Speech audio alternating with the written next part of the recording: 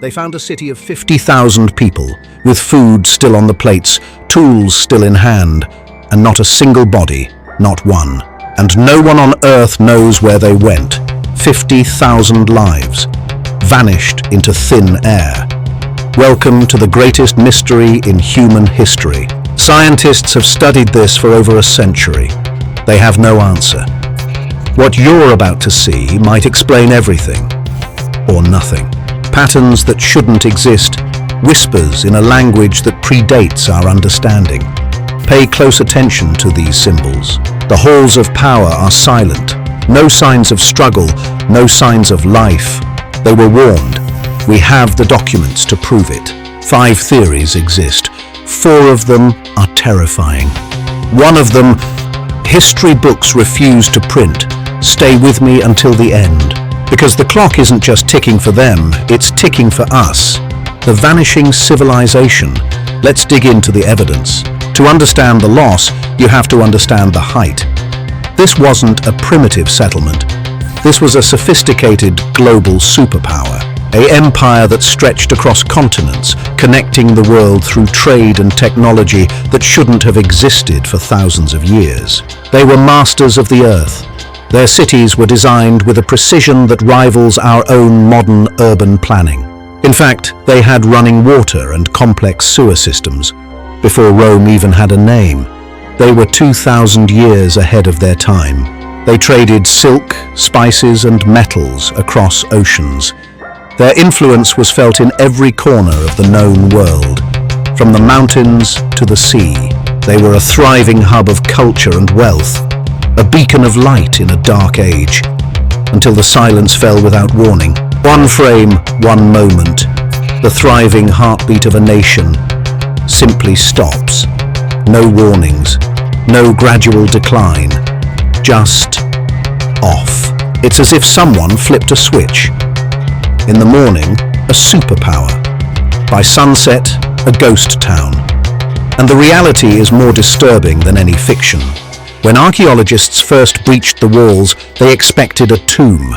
Instead, they found a frozen moment in time, intact, silent, empty. They found meals half-eaten, the grain was still warm, tools were still held in the positions of work, but the hands that held them were gone. A child's toy in the street, a half-written scroll on a desk. There was no panic, no sign of a quick escape, no struggle.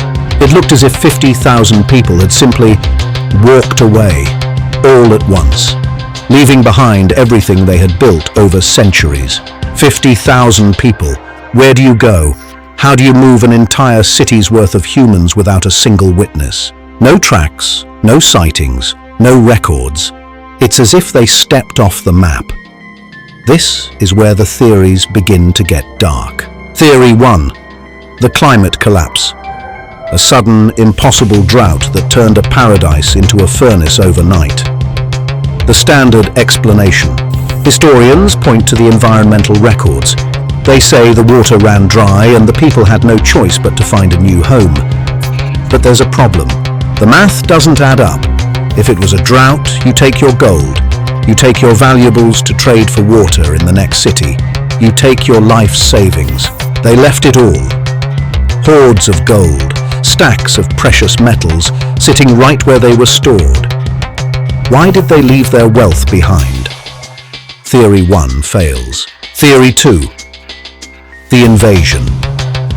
A silent, terrifying force swept through the streets, capturing or killing everyone before they could fight back. It's a common story in the ancient world.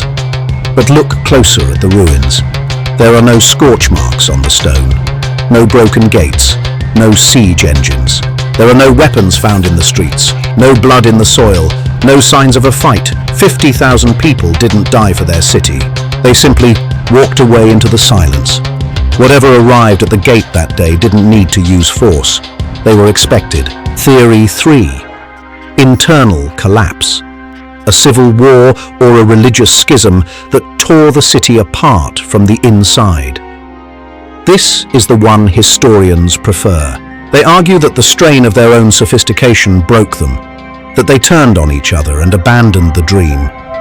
But it fails one chilling test. If they destroyed themselves, why did they bury their children's toys so neatly by the door?